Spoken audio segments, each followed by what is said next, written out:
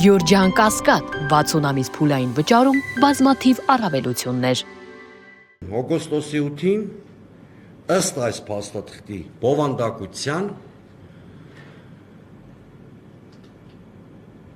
տեղի է ունեցել Ամերիկայի Միացյալ Նահանգներ Ադրբեջան գործարք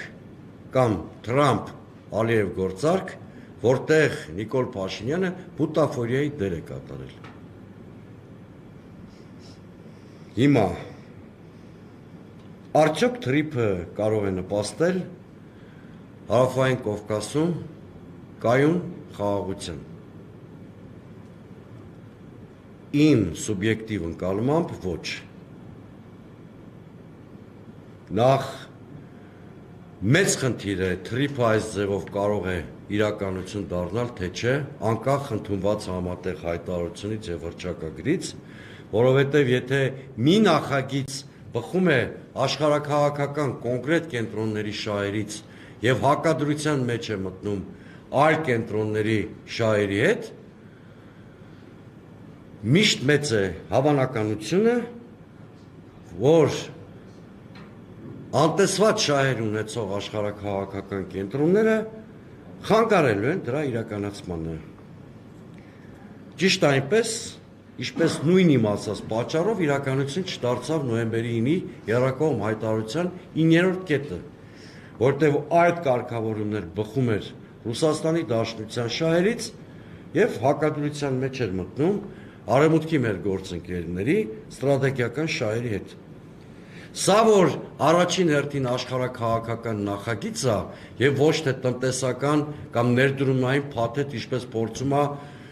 մեզ հրամցնել Նիկոլ Փաշինյանը, ակնհայտ է, բացեք այս փաստաթուղթը, կարդացեք։ Այդտեղ հիշատակում կա տրանսկասպիան առևտրային ուղուն։ Թարգմանեմ, այդտեղ տենց խուճուճ են գրել, որ մեր հասարակությունը մի քիչ դժվար հասկանա։ Դա Միջին Միջանցքն է։ Միջին Միջանցքի մասին է խոսքը։ Միջին Միջանցքը որպես աշխարհաքաղաքական պրոյեկտ առաջացել է Կենտրոնական Ասիայի ռեսուրսները Եվրոպա տեղափոխելու համար, շրջանցելու նպատակով Չինաստանի ճանապարհը, Իրանի ճանապարհը, Ռուսաստանի ճանապարհը, դրա համար ինքը կոչվում է Միջին Միջանցք։ Եվ ճիշտ էր Ալիևը ցավոք սրտի, որ ասում էր անունը ինչ ուզում եք դրեք։ Զանգեզուրի Միջանցք մի կոչեք, դա էլ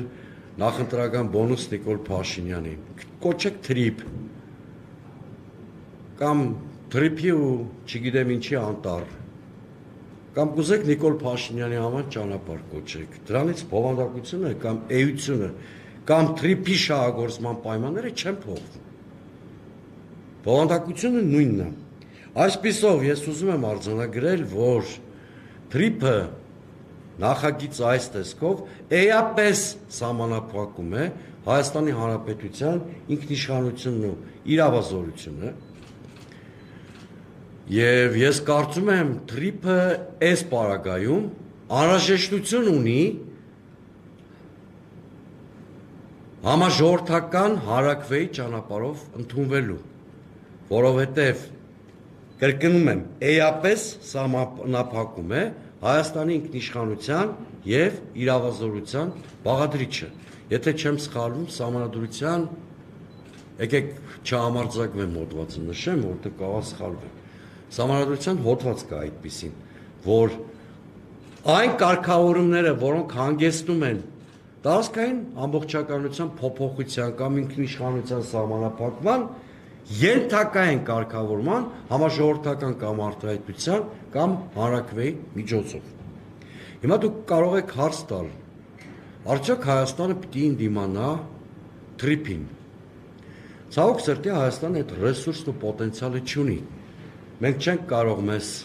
թույլ տալ արկածախնդրություն ընդդիմանալու ոչ նոյեմբերի 9-ի եռակողմ հայտարարությանը, ոչ